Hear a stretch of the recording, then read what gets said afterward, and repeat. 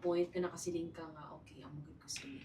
Ako'y Kadawat grade 6 pa kaya namalan ko ni nanay na gwapa kaya sa tanan-tanan nga mga tao ikaw lang na iba, ikaw ang pinakagwapa. Amo ko na-inspire kaya nahambal ko sa sarili ko ay amo gali na nga dapat ikapuwag ko sarili ko bisan amo lang ko ni iba ko sa mga tao nga di kaya ko pud na ipakita sa ibang tao nga bisan amo ko sini.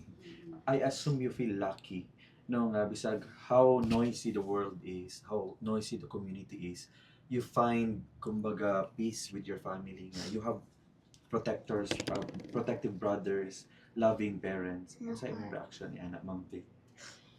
Happy ka kay wala ko nanay ko papa sa kuya kasi tumoy wala ko nila ginakahuya ko sa public nga amo ko ni na-inspire kaya palawa ko nila bisan amo ko sini.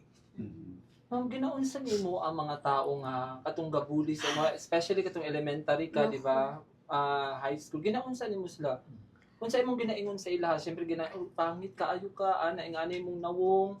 Ginaunsa nimo sila pag response? Sa dati elementary kay kamayan ko na lang maghimi na lang sila mo sumago para lakap ko sa balay mag-uni mahimi na lang sila manugod ko kay nanay na amo ko na ginamuli kaya amo ko na puro na ano lang si nanay naglakap na lang sa eskwelahan tawag amo ko ma-inspire na lang gamalan niya ma-inspire ya eskwelahan ko mga estudyante yan dapat amo ko na ang pagtrato sa akin So dili na lang ka nagalaban o dili na nimo sila ginapansin? wala na nakapag kay yung kapakin pala sila bugal-bugal na ko sa akong problema.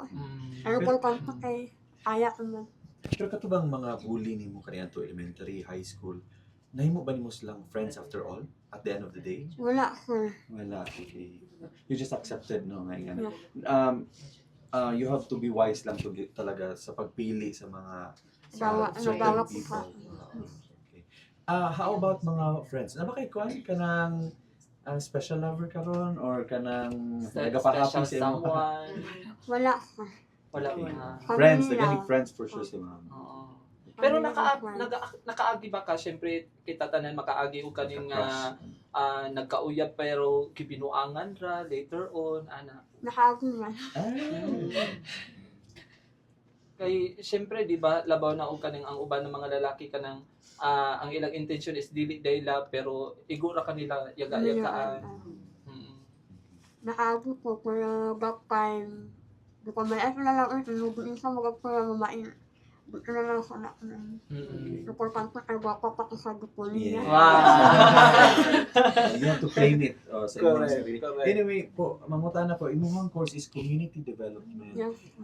Pwede pa mapasaysay kung unsay role nimo ani sa community and given your experience sa bullying, murag paano ka nadayeg nga kani nga kurso ang imong kuha, community development? Actually, hindi lang pa kami na development kasi saon. Mag-ano, Pilipino sa pero wala kasi kapasal dito sa Pilipino. Okay. Nagusto na lang sa community development. Pero Sa imong pag-eskwela for how many years? Unsang mga struggle ang imong mga na-encounter? Siguro sa college. sa college kay struggle ko kay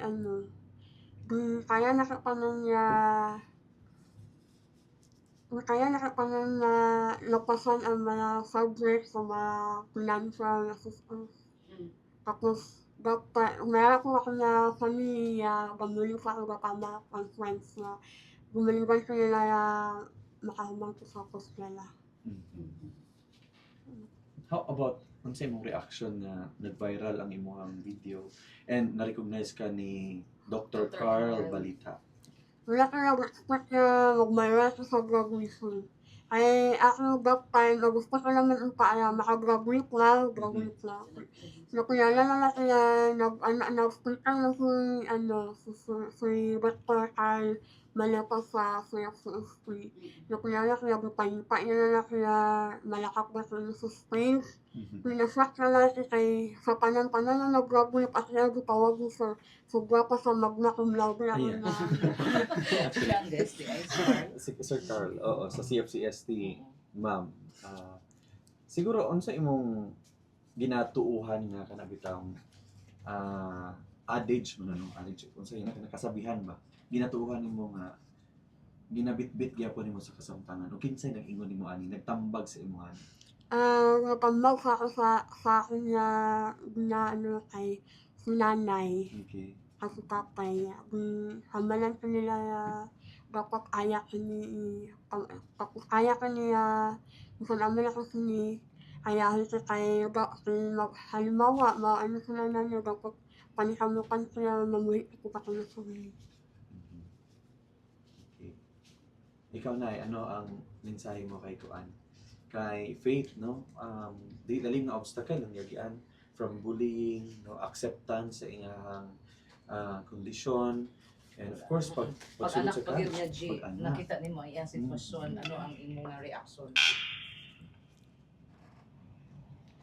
Ako pasalamat gyapon ko karon kay silangging bisan sa amon nga kapigyaduhon bisan sa amo lang na nga iya sitwasyon iba sa tanan pero gabilib po gang I love you palangga kanakon